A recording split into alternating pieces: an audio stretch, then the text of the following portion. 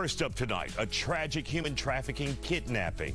A 6-year-old is left without her mother and her 4-year-old sister, both of them murdered, killed. The prime suspect for the deaths, you're looking at him here, the mother's boyfriend, Daniel Callahan. Louisiana State Police say the girls were abducted after their mother, Callie Burnett, was murdered and her body was found in their mobile home Wednesday. 1 day later, investigators caught up with Callahan more than 100 miles away.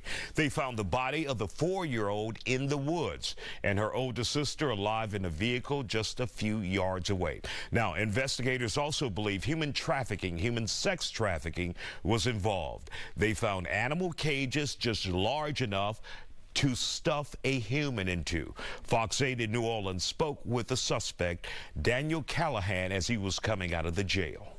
Mr. Callahan, did you kill that little girl? I would like to. Unfortunately, on Lexapro, sober, no drugs in my system, I did. Why? Why did you kill the 3-year-old girl? I have no reason for what I did. All I know is I want to say I was sober and only on Lexapro and off Lexapro, and I'm also diagnosed borderline with a multiple personality disorder. There's more going on there. This tragedy points to how strangers aren't the only ones with sinister intentions. People in someone's inner circle could be plotting on trafficking them or their loved ones, and even the ultimate, killing them. Joining us to talk about it, human trafficking activists Kathy Grignon and Matilda Saragosa. When you see this guy admit to this murder with this young girl, your thoughts on that, Kathy? First of all, the women are so desperate for love, any kind of love from anywhere. They do no background checks. They bring these mentally ill, distorted men around their children, and just any kind of love. It's so far out of control, and it seems like what we're finding, the younger the women are, the more desperate they're becoming just to have anybody in their lives. When I hear about the dog cages, of course, I reflect back to when I was held hostage in a dog cage. All of my bones were broken. I still sport this crooked arm. And that makes me know, yes, these children were sellable. Probably when a child is very active and talkative, 9 times out of 10, they will get rid of that child. And the one that will be submissive and quiet will be the one that they will market into sex slavery. And unfortunately, even if this child, the one that was deceased, if it hadn't taken too long, they could have sold her organs. The #1 skin organ is skin right now, and they get more money, especially for a youngster's skin. Explain that for me. Skin? Skin is the largest organ on the body. On the body. I understand that, but so people are selling that now? Yes. To whom? First of all, out of the country, for we're in war. #2, people are using younger people's skin, thinking, especially with all of these body shapings and all this body sculpturing, and when they remove skin and it was wrinkled, they can replace it with younger, tighter skin. The world has lost its mind. So, first of all, Matilda, when you saw this guy saying, I wasn't on any drugs, I did this with clarity of thought, your thoughts on this? I mean, that was a clear-cut case of mental health. You could tell that there was definitely something going on for him to be openly admitting that he had did this, and then to be naming the medication. So something was definitely off, right? And for him to do those type of things and just be so brazen about it, you know, that, I mean, what the hell? These are 2 little individuals that had no say-so what was happening, and for him to take them and put them in that type of situation, I hope he rots in hell. And for your advice to those who, like Kathy said, may invite men that they don't truly know into their households, especially if you have daughters, young girls in that house.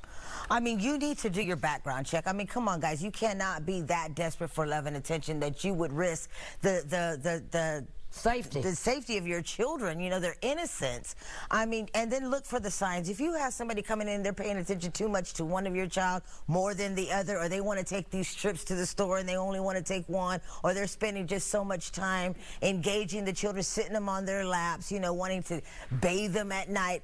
Look at all the signs that's happening in your home. Letting Do them not walk be around ignorant. nude in front of men, women, others, and unfortunately, to sit up in here, because, you know, I've worked with probably over 1.2 million in the past 21 years, different individuals that have been through my programs, but I just love him. Yep.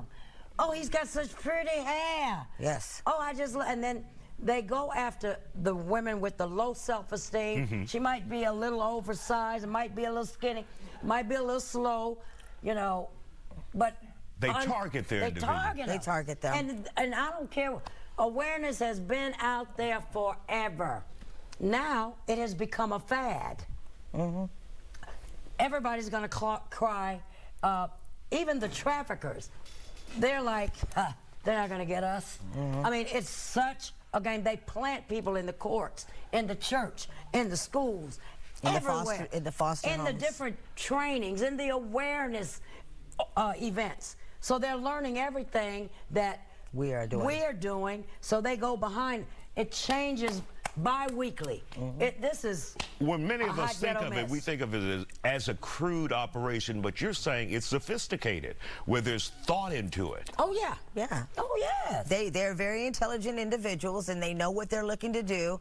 Like she just shared, there's many times that we've heard where they go into the schools, they go into the foster care system. Some even become foster parents, and they start to sell these children. Use these children. They're gathering the money from the state for having the children in their home, and then they are giving them to the individuals. Familiar human trafficking, meaning family comes in and they're like aunts and uncles, have them and pay me. Say you're a woman and you wake up and you realize this guy is using you and your children. How do you get rid of them without putting your life in jeopardy? I'm sorry, I'm going to the penitentiary again. Shit, I'm going, it's going down. But I want to say that right now, it's so obvious. People, right now, even when it comes to fentanyl, it's in everything. Back in my day, we had two kinds of weed: skunk, dirt. Put holes in your clothes. You go in the grocery store, eat up the people's food, and take your ass home, you know, and chill out. Now, everybody, I mean, you got 500 different types of marijuana with chemicals.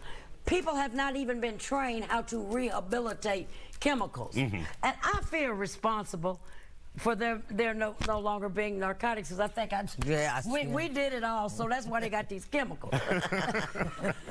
We want to thank you guys. Obviously, you guys work hard in the community, and you rescue and you take women off the streets and you save lives. Take all, not just women. And we want to thank you for coming here and sharing your knowledge and your information tonight here on The Factor.